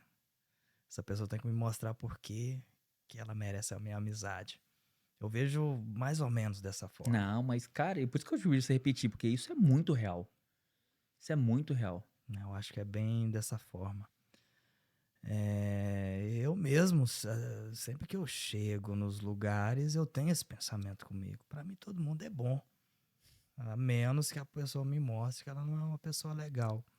Apesar que tem a questão das energias, às vezes a vibração de uma pessoa não bate com a outra, igual a gente fala no Brasil, o santo não bate, né? Uhum. Que eu acho que existe muito isso. Então tem pessoas que às vezes você não vai ter afinidade, mas você vai respeitar aquele lado ali, mas antes tem que se conhecer primeiro. Verdade. Mas, cara, isso é muito notório, assim. Isso que você falou é uma verdade muito grande, assim. A gente tem passa a ser um problema, Sim, porque é todo mundo igual, é, entende? Fica todo mundo meio que igual. Ah, não, sim, mas eu já ouvi, mas você vai fazer isso aqui pra eles também? Sim, por quê? Não, mas você nem conhece. E por um lado é ruim, por um lado é bom, que é um povo simpático, que tem uma certa empatia por todos. É bonito isso, sim, mas te dá problemas também, sim. automaticamente. Ah, com certeza. Acaba que a gente se abre muito, não se protege tanto. Não que necessitamos ser pessoas fechadas, mas às vezes a gente passa a confiar e esperar muito das pessoas, né? Eu tive uma experiência recente agora, onde a gente até conversou um pouquinho aqui antes, de que durante o meu último evento eu tive uma lesão no joelho, tive uma fratura no tornozelo e passei uma fase muito difícil, divórcio e tudo mais. E é onde a gente vê que essa parte da confiança, confiar em todo mundo aí, vale, porque, de certa forma, por ser uma pessoa pública e conhecida dentro do meu trabalho, dentro da sociedade capoeirística, Uhum. conheço gente do mundo todo e gente do mundo todo me conhece.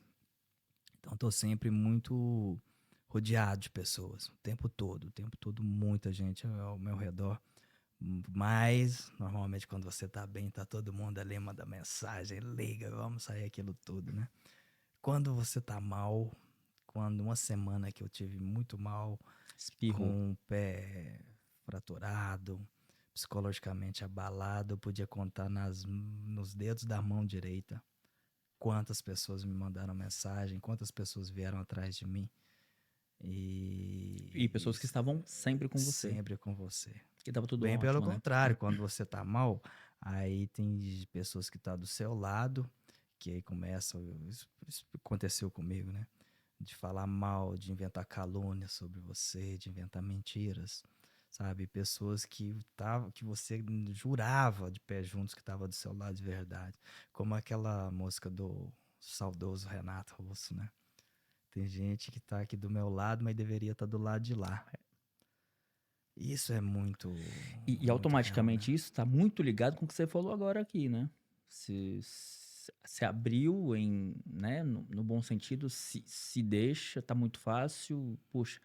E aí, Edinho, mostraram pra você que não são dignos da sua confiança. Sim, É ruim. sim. Eu acho que o lado como os franceses veem é mais fácil, porque não, peraí, você vai conquistar. Aí ele conquistou, beleza, agora vem aqui, dá um abraço aqui, agora você pode me abraçar. Agora É, você pode me abraçar tranquilamente, que eu te conheço. sim. Você não vai me apunhalar por trás. E é interessante que, dentro do mesmo contexto, né? Que quando a gente ganha a confiança, a gente tem realmente a confiança da pessoa. Não, isso é incrível, né? Porque das pessoas que eu pude confiar, que eu pude contar, que eu sei que é um amigo de verdade, é um francês. Tá vendo? E uma pessoa que não saiu do meu lado um minuto. Me ligou hoje quando eu tava vindo pra cá. Só não tem dia que eu tava saindo. Mas me liga quase todos os Que dias pra legal. saber como eu tô, Que bacana sabe? isso, Não cara. só ele, claro, Uhum. tem outras pessoas também. Talvez a maioria seja brasileiro, Uhum. mas porque também estou em contato com muitos brasileiros. Mas, como eu disse, não posso contar nos dedos de uma mão. Quase sempre assim, queridão. Cara, vamos para um lado mais aqui sentimental da coisa. É claro que eu vou te perguntar uma coisa que é óbvio, mas algum dia você já imaginou lá em Minas Gerais, lá no meio do interior, onde você estaria hoje, onde você está hoje? Não, nunca. Nunca imaginei que um dia eu iria, ao menos, sair da minha. Na verdade, minha cidade tem uma tradição. Ah, Minas Gerais, muita gente sai, né? Estados Unidos, então, nem se fala. Quando você chega na sua juventude lá, você vai para a cidade do lado, que é Uberlândia, para estudar. Já E saíram. já fica por lá, não volta. A maioria das pessoas não voltam, né? E é interessante que eu nunca tive vontade de morar nessa cidade, né?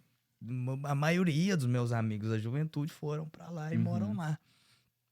E eu não, eu nunca pensava, poxa, cara, vou sair daqui para ir para ali, para quê?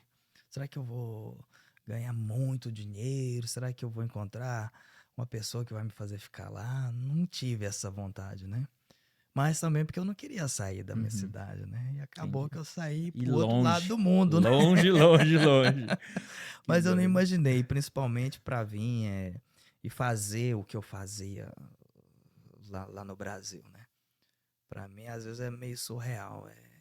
Em uma das terapias que eu fiz há uns anos atrás, a minha terapeuta falou isso comigo, né? Falou: olha, imagina a probabilidade de pessoas que moram no interior do Brasil, como você está me dizendo, viver de uma cultura que não é típica da sua região aqui fora. E É, isso, vivendo disso. isso é muito legal. Isso é muito bacana.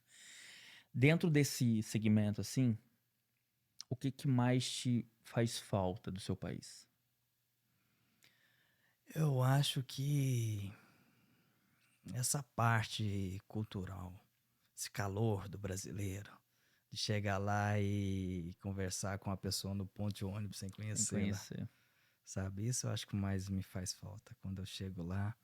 Ah, é bom demais. Eu poderia também dizer que o clima, eu gosto muito do clima tropical do Brasil. Aquele ar quente e úmido é gostoso demais. Ô, delícia, viu? Principalmente Aqui é quando o a ar gente sai quente, mas ele é daqui. seco, né? Quando a gente Deus me sai livre. daqui no inverno para ir passar o final de ano com a família, que você sai daqui -10, chega lá, tá 40 graus. Cara, é bom demais. Não sei se eu tô de acordo com você, não, tá Você bom? me disse que não gosta muito do calor, né?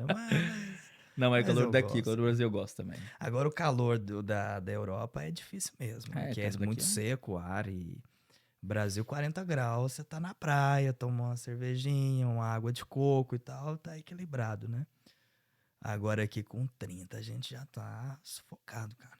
Você abre a janela, vem parece que estão com um secador de cabelo é um ligado, secador né, de no cabelo. seu. É isso mesmo. Não tem Tá, vento, o cara. sol, sei lá que coisa que tem aqui que eu não me habituo, cara. É muito É forte. tanto que eu gosto do frio.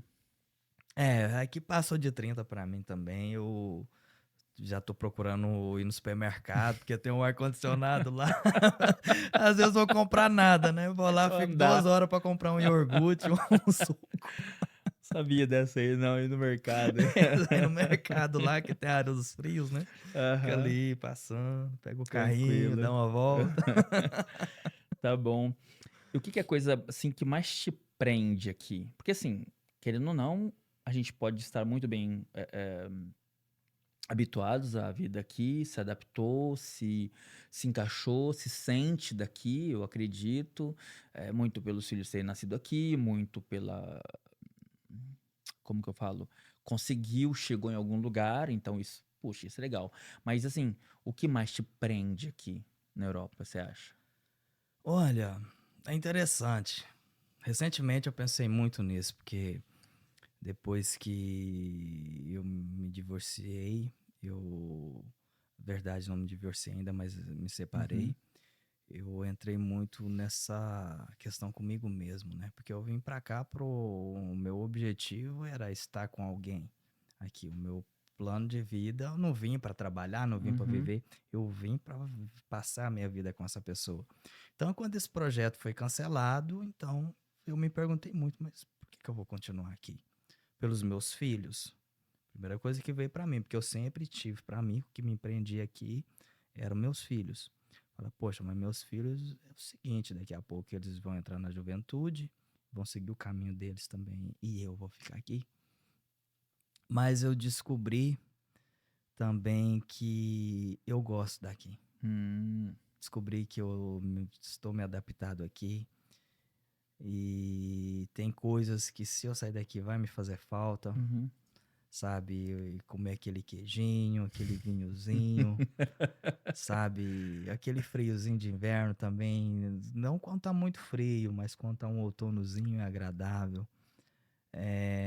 Eu acho que quando a gente sai do Brasil, que a gente chega num país de outra cultura, no nosso caso, na França, né? A gente fica com o coração dividido. Eu acho que isso já aconteceu com você, que a gente tá. Eu, por exemplo, eu mesmo, na verdade, eu tô aqui, tô louco pra ir no Brasil. Faz 5 meses que eu tava lá. Tava Caramba. lá, não, menos de 5 meses. Eu tava lá em abril. Em abril agora. Uhum. Fiquei 3 semanas lá com meus filhos. Depois fui para outras viagens na América Latina do Sul, pra Capoeira, mas fiquei 3 semanas lá com eles. Ai, que delícia, que bacana e tal, mas já tô com vontade de estar lá de novo, entendeu? Só que passou de 3 semanas lá, eu já quero voltar Voltar pra pra cá. casa. Já sente falta, fala, É pai, você isso. já tá ali na rodovia ali, cheia de buracos. Você... Ô, saudade dessa rodovia, ela é da França, gente. Olha, eu, pra ser sincero, assim, pra você,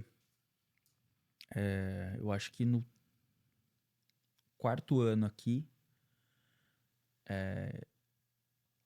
no segundo ano na Europa, quando eu voltei pro Brasil, eu já senti essa coisa já de não tô em casa mais. Hum, Por mais que lá fosse a minha casa. É igual, vou fazer uma comparação, é igual quando você casa, sai da casa dos seus pais, quando você volta lá não é a mesma não, coisa. né? Por mais que qualquer coisa, não é Analogia mais, perfeita entende? Você você quer fez. dormir, você quer ir no banheiro, não é a sua casa ali. Você não se sente mais como era antigamente. Você tem tudo amor pelo seu pai, você tem tudo amor pelaquela casa, é maravilhoso, você cresceu ali, você nasceu ali, mas não é igual. Você entende? E Sim. pra mim foi assim. E hoje pra mim é assim. Puxa, que prazer ir pro Brasil, cara. Que delícia. E meu filho esse dia perguntou, pai, quando a gente vai pro Brasil? Eu falei, cara, não sei. Ai, tô com vontade de praia e tal. Calma que vamos ver. A gente é só 5 pessoas, né? Então. Só 5, né? E aí eu sinto isso, assim, cara. Muito, assim. Muito forte isso. De tipo, estar lá é maravilhoso estar lá, mas também deu meus dias, eu quero voltar pra casa. Entendeu? Para aquilo que eu tô mais habituado, para aquilo que eu tô vivendo, o meu momento. E assim, vou até te perguntar, eu, por exemplo, eu não tenho vontade de voltar pro Brasil de vez. E nem é porque, ai, vida é boa. Não, vida é correria, dura, batalhado pra gente aqui igual. Pago meus impostos aqui, vivo aqui, meu aluguel de casa aqui, empréstimo e carro e tudo. Igual a gente vive no Brasil, Hum. né? Mas não consigo me ver hoje, né? É claro, são quase 19 anos aqui. É claro que tem né? Já passei da maioridade penal na Europa, né? Já fiquei de maior aqui. Então, assim, não me vejo lá. Você pensa em voltar pro Brasil? Olha, até alguns meses atrás eu pensava. Pensava, tipo, ao menos na aposentadoria. Não sei, pode ser que talvez quando já tiver mais velhinho, uma casinha ali perto da praia, sou da Bahia, pode até ser, não sei. Hoje, Mas eu tinha um pensamento muito forte, até pouco tempo atrás, de ir pro Brasil. é, Mas sim, tinha, já cheguei a pensar muito seriamente em voltar pro Brasil, mas como eu disse, recentemente me fez pensar muito. uhum, Caramba, eu tô muito adaptado aqui e não sei se eu conseguiria viver no Brasil de novo. Ao menos no momento, não. entendi. Talvez eu volte um dia, mas não está nos meus planos. Aqui quando eu vim pra cá, eu vim com o objetivo de viver, né? Uhum, Não vim com o objetivo, tipo, que às vezes encontro muito brasileiros, você talvez encontre mais que eu, que tem esse projeto. Não, porque aqui eu vou ficar tantos anos, depois eu vou voltar pro Brasil. Eu não tive esse projeto comigo. E não tenho. Aqui o que eu faço é eu construo minhas coisas aqui, eu Uhum. invisto meu tempo, tudo que eu tenho aqui. E Brasil, pra mim, hoje, eu gosto de ir, mas como turista. Eu gosto de turistar no Brasil. Pra lá de férias, pra não fazer nada. Eu nem gosto Entendi. de turistar, não. Na verdade, eu gosto de chegar lá na minha terrinha lá, ir lá pra casa das minhas irmãs e não fazer nada o dia todo, cara. Cansar de não fazer nada. É gostoso. Puxa, isso é ainda mais família e tal. Um cafezinho, um pãozinho de queijo, então. Ô, Nossa, maravilha. tem ali depois, ó, tá? Ó. Inclusive, o Gui, vamos fazer um. Era pra fazer no início, mas, né, cara, né, começa a falar, aí que, né, que maravilha. Ainda mais quando a gente começa a lembrar coisas do Brasil e misturar com as coisas daqui, é muito bom. Galera, temos aqui o patrocínio da Dona Tata. Você que acompanha a gente, que não conhece, que não foi ainda seguir ela no Instagram, @Dona Tata. Dona Tata que no ramo de bolo, brigadeiro, pão de queijo, salgados brasileiros, beijinho, cara, muito bom. Você que quer fazer a festa, você que quer comer o seu pão de queijo aí, entre em contato com a Dona Tata, através do @Dona Tata. Fala com ela, tem ali muita coisa muito boa. Depois o Edinho, depois vamos comer ele pão de queijo. Depois você me fala o que você achou. Você é mineiro, você conhece Aí a eu vou ter que coisa. querer um pãozinho de queijo. Ô, maravilha. Tá bom? Então, você que não conhece ainda, você que não segue, @Dona Tata, faça as encomendas. Essa é a nossa patrocinadora master aqui do podcast, tá bom? Obrigado. Valeu, Gui. E, cara, pra gente poder encerrar, que a gente tá batendo aqui umas boas. Cara, é muito bom, né? A gente conversar, bater esse papo. Tipo assim, chega a ser sonhar junto, né? Faz parte, né? Poxa, principalmente infâncias tão parecidas, né? É muito, muito legal, muito bom. É, então você também não pensa em voltar pro Brasil. E assim, o que que é ruim, Edinho, de estar aqui? Claro que tirando a família e tal, o que que é ruim pra você? O que que foi muito difícil pra se adaptar aqui com a cultura francesa? Eu acho que o clima, no início, foi o que mais pegou. O primeiro inverno que eu passei aqui foi um inverno muito frio, em 2011, eu acho. Lembro dele. Foi um inverno que chegou a -15, Isso, teve bastante gelo. -17. Eu lembro que os canais ali, o canal São Martin, virou uma pista de Hum, patinação, né? Muito frio, cara. E o apartamento que a gente morava na época, em Paris, no 20M, ele tinha. As isolações dele não estavam funcionando bem, cara. E nesse período eu sentiu. estudava de manhã. Minhas aulas eram de 9 às 2 ou 3 da tarde, uma coisa assim. E o restante do dia, ou eu estava estudando em casa ainda, ou estava dando aula. Eu me lembro que era tão frio, cara, mas tão frio durante o inverno, que tinha dia que eu ia estudar, eu pegava um aquecedor, deitava ele no chão, punha os pés em cima, cara. Caramba. Ficava com o livro em cima da mesa estudando, cara. Mas muito frio. Então acho que foi o que pegou muito no início, né, cara? E também teve outros fatos, mas não foi ligado à cultura, mas à minha família no Brasil, Uhum. que no meu primeiro ano aqui, minha mãe ficou muito doente, ela já estava com alguns problemas de saúde e com 6 meses, 7 meses depois que eu estava aqui, ela veio a falecer. Uma semana antes da morte dela, eu estive no Brasil, passei o Natal com ela e parece que eu tava sentindo que era a última vez que eu ia ver ela. Depois, quando ela faleceu, eu não fui, não fui pro enterro, até porque eu não tinha dinheiro para fazer essa viagem, tinha acabado de fazer uma viagem Uhum. uma semana antes pro Brasil. E então isso foi muito forte comigo durante muito tempo. Não teve a ver com a cultura Uhum. diretamente, com a adaptação, mas que me machucou muito, cara. E inclusive vim a fazer terapias depois, porque eu passei o que eles chamam de luto quebrado, né? Uhum. Que eu não passei pelo processo de luto. Então, a terapeuta na época me disse que é como o pessoal vai pra guerra, né? Que os maridos vão pra guerra e não voltam. Então, às vezes as esposas têm aquele sentimento que ele vai voltar. Ah, entendi. E a mesma coisa aconteceu comigo. Eu, durante muitos anos, hoje menos, mas eu tinha muita vontade de ir no Brasil. Tanto que eu ia pro Brasil vou todos os anos, né? Uhum. Mas teve um período que eu ia 2 vezes por ano. Pra tentar suprir um Tinha, pouquinho. tinha sempre a sensação que eu ia chegar lá e encontrar minha mãe, cara. Entendi. Algo muito estranho. Aí eu chegava, passava em frente à porta da casa onde ela morava, passava. Aí eu já queria voltar também, já podia, Claro. não queria, aí Uhum. eu já podia voltar, que já Sim, tinha feito o sim. que eu precisava Era aquilo fazer. que você precisava fazer, né? Cara, essa é uma das coisas assim, que antes eu falava, a gente falava mais com as pessoas sobre essa dificuldade que nós temos, né? De às vezes perder alguém que está lá, e por muitos motivos, né? E um deles é a falta do dinheiro, é a dificuldade, é não sair, ou já foi, já viajei, de não poder voltar. E aí você, para muitas pessoas, né? Não se despediu, não falou, não teve essa coisa assim. É muito complicado mesmo, assim. Eu passei por uma situação muito parecida também. Eu reagi de uma forma diferente, por exemplo, que a sua.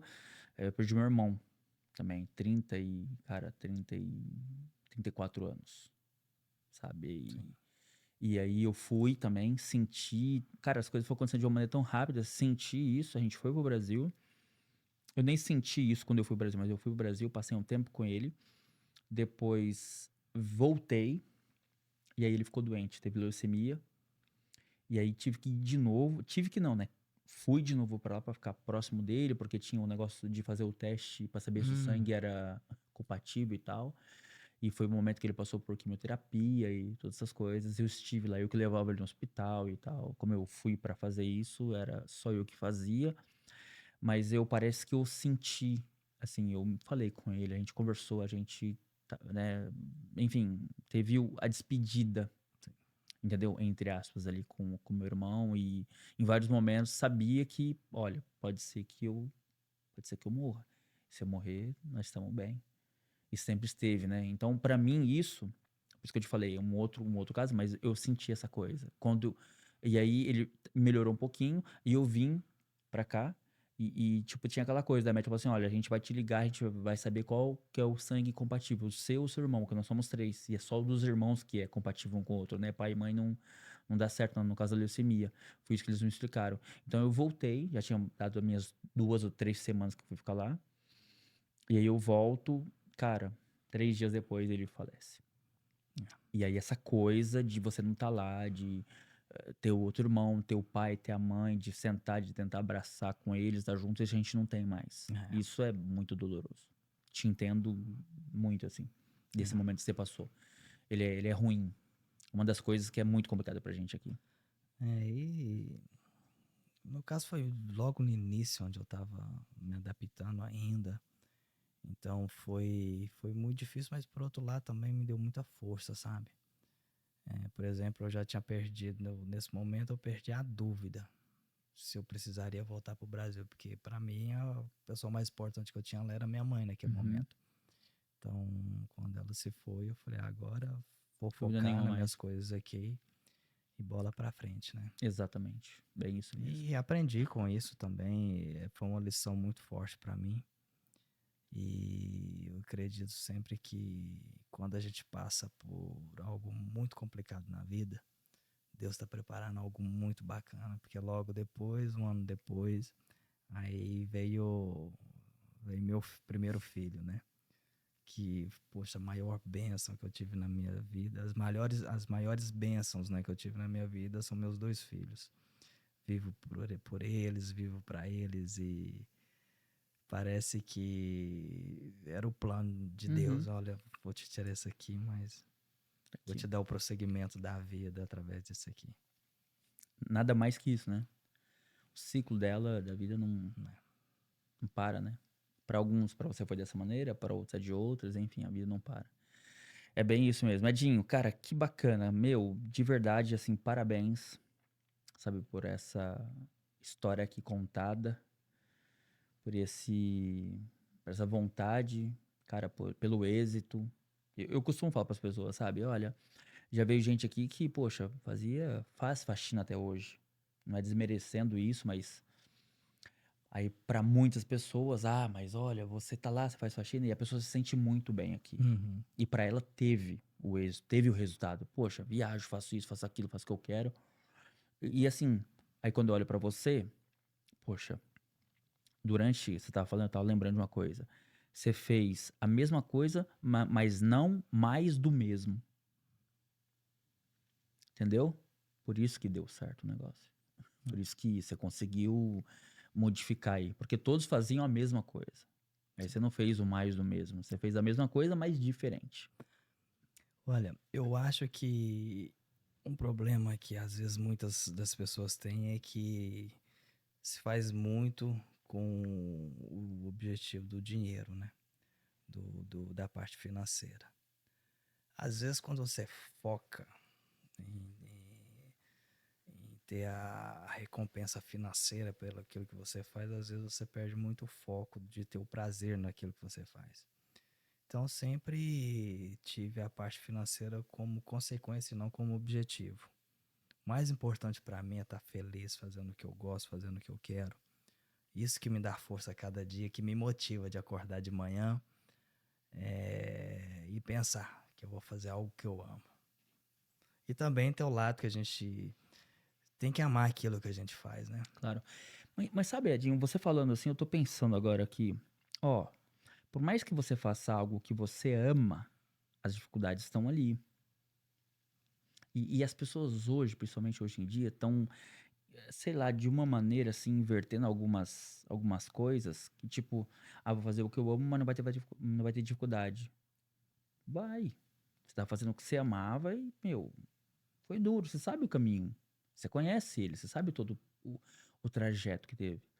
Então, uma coisa muito legal que eu tenho percebido, que eu tenho visto aqui no podcast, conversando com essas pessoas e ganhando essa experiência, essa vivência, é de tipo, meu, a resiliência, a vontade, a força de vontade, acima de qualquer coisa, vai fazendo com que a gente vai se adaptando a todas as situações.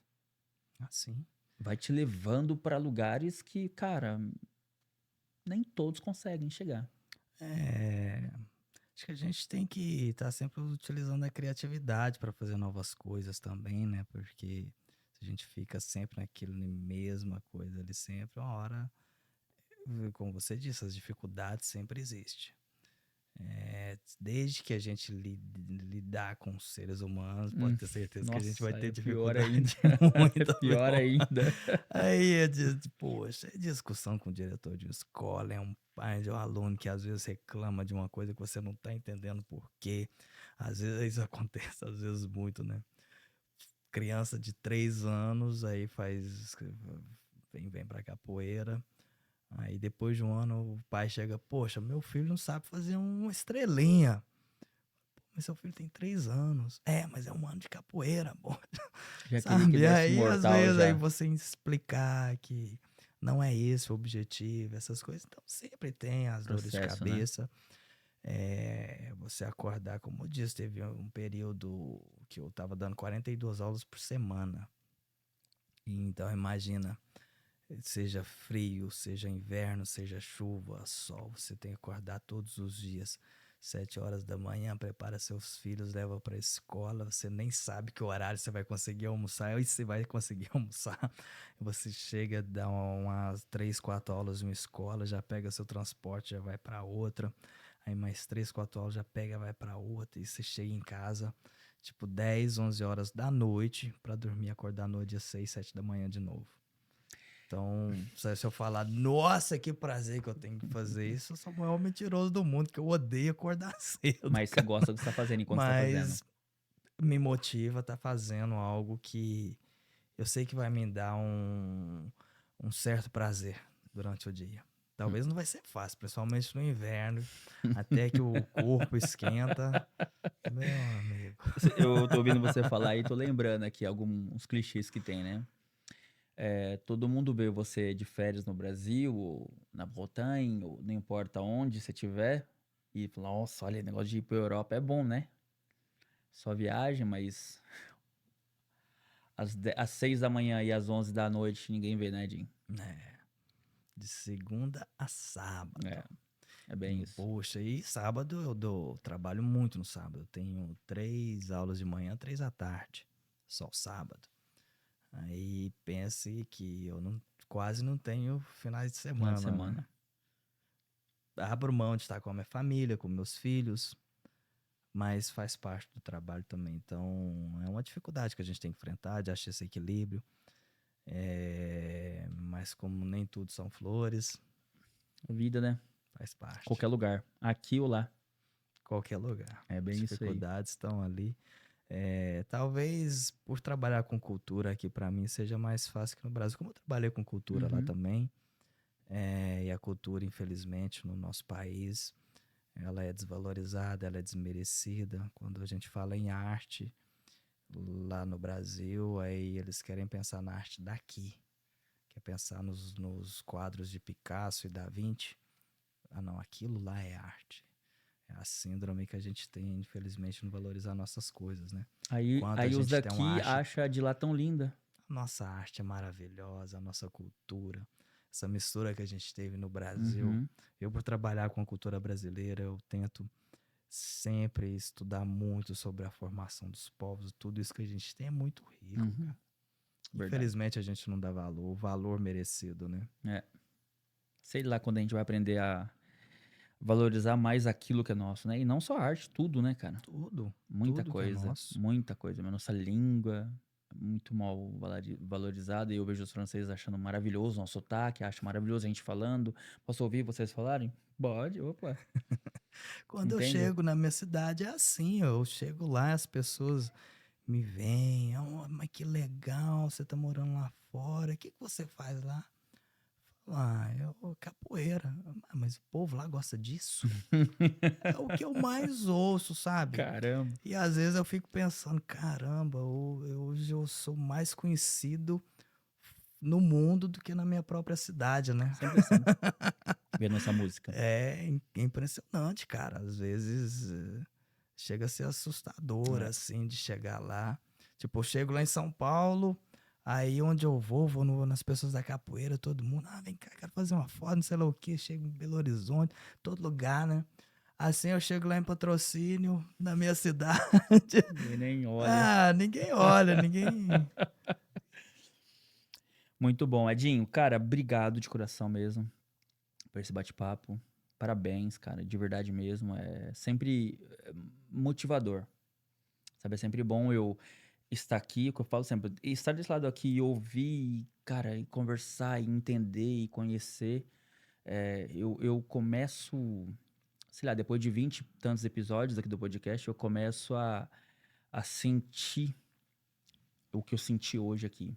Quando você falou do cheirinho de café do seu pai fazendo de manhãzinha lá, a gente viaja lá longe, cara, lá em Minas Gerais.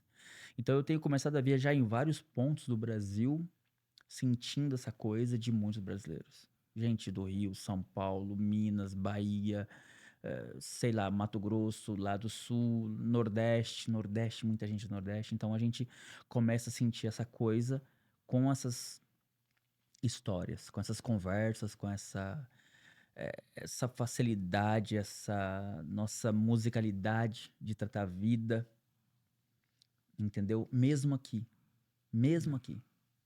É sempre bom. A gente às vezes demora a se adaptar ou demora a entender o povo europeu ou francês, mas no fim a gente acaba entendendo e mudando muitas coisas. Eu falei uma vez isso aqui e vou repetir. A nossa simpatia junto com algumas coisas que eles têm nos faz ser humanos melhores Sim, ainda. com O certeza. que falta pra lá sobra pro nosso e aí você vai pegando e vai colocando, isso é muito bom. Com certeza. As barreiras é a gente que coloca, né? O ser humano coloca barreiras em tudo para separar o que é francês, o que é brasileiro, o que é judeu, o que é muçulmano, o que seja. Tudo a gente põe Hum. barreiras para diferenciar o que é igual. Somos todos iguais, independente de cor, de religião, de raça. E quando a gente começa a entender melhor isso, a gente vê que podemos, como você disse, as bases culturais são diferentes, a gente com certeza vai evoluir, vai crescer Uhum, com essa forma de viver diferente. exatamente. É isso Sempre aí. enriquecedor. Mano, valeu mesmo. Obrigado. Quer- Ops, quase que eu derrubo aqui. Obrigado mesmo. Valeu, Gui. Fica sentadinho aí. Lembra que tem assim, as perguntas aqui do Ah, sim. podcast, fazer só duas aqui, Gui, pra ele.